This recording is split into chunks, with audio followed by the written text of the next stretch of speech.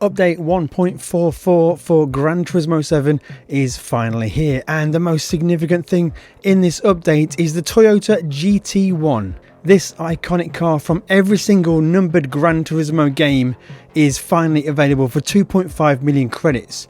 Well, I say every single numbered Gran Turismo game, except for GT1, ironically, which doesn't feature the GT1. However, it doesn't feature it because it wasn't even invented when Gran Turismo 1 first came out. So this car has been in 2, 3, 4, 5, 6 and 7. It missed Gran Turismo Sport, but we've got it now to drive in update 1.44. Now this may be 2.5 million credits, but I've got a fantastic 800 pp tune for you to dominate World Touring Car 800 at Sardegna, and you'll earn these credits back in no time at all, and it's an incredibly fun and engaging car to drive. So there is the car in all of its beauty. The boys tell me the car's ready, so let's go and have a look at it to see if we are good to go. Wheel nuts look nice and tight. I think we're good there. Looks like the radiators and the ducting is all clear, so we are, yep, looking good. Looking good from the front as well. Give us a flash. Yeah, the headlights work perfectly. So the race we'll be doing is a Sardegna World Touring Car 800. Head over to Europe, head over to Sardegna, and you will find the Sardegna World Touring Car 800. This is going to be the race that we're going to do.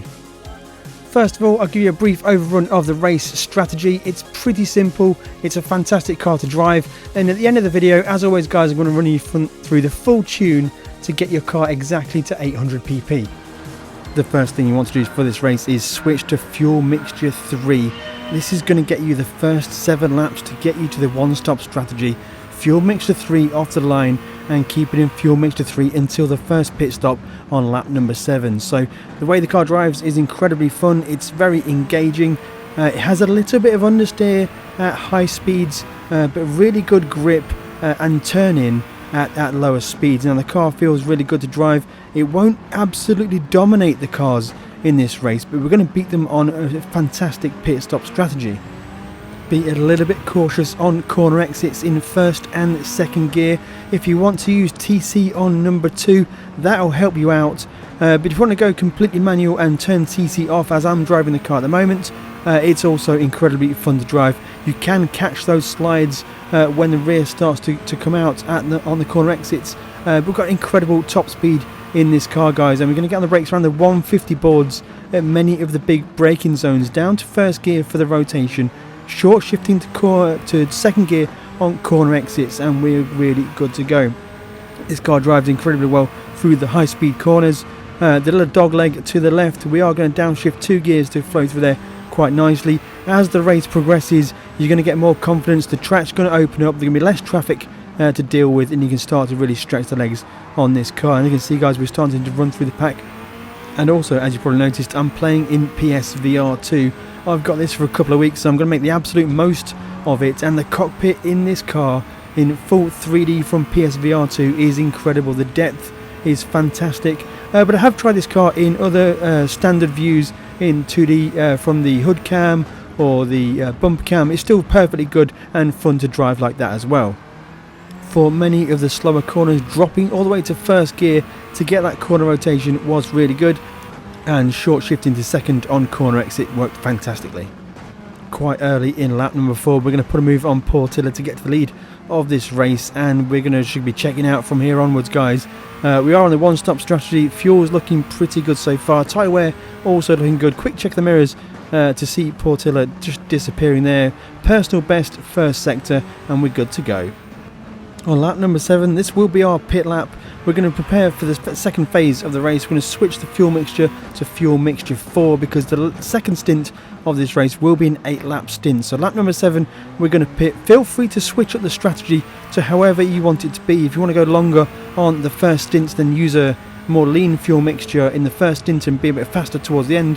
Feel free to switch it up. The fuel mixture is really quite adjustable. A new set of racing medium tyres is going to go on the car.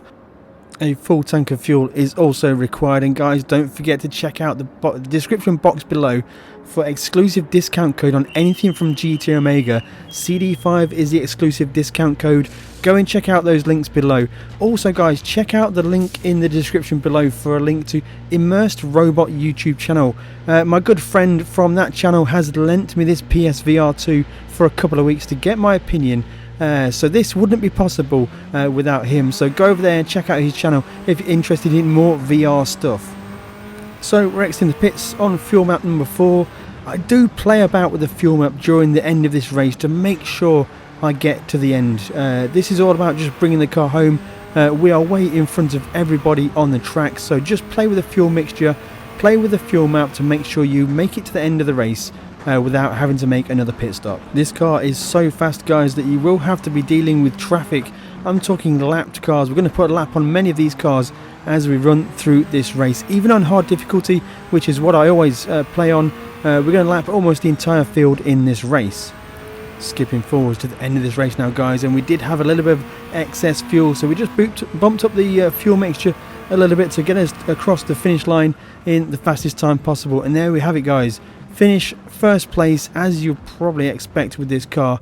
Is really good, and the race time is 24 minutes 26 seconds. That's about 1.8 million credits per hour. In no time at all, this car will have paid for itself. So here is the racing tune. Now on screen, everything in blue is different from the default tune.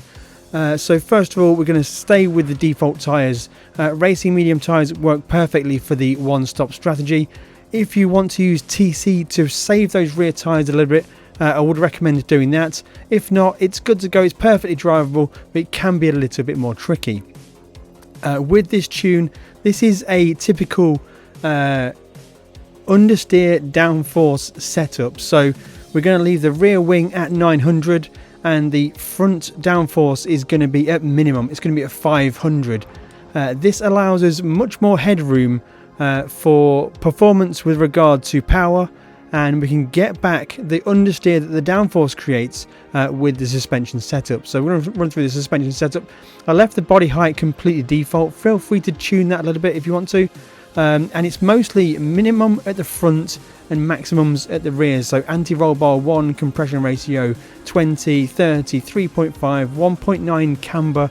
I think that's about ballpark. It's difficult to know exactly. I did set the toe angle to 0 because I think that's what I prefer a lot. I've got a full detailed video on toe angles, and I'll link that at the end of this video. And then for the rear, it's pretty much maximums for everything aside from the camber, which is 1.6. For the differential setup, I left the initial torque and acceleration sensitivity at default, but did lower the braking sensitivity to almost the minimum because the car is very stable on brakes and corner entry.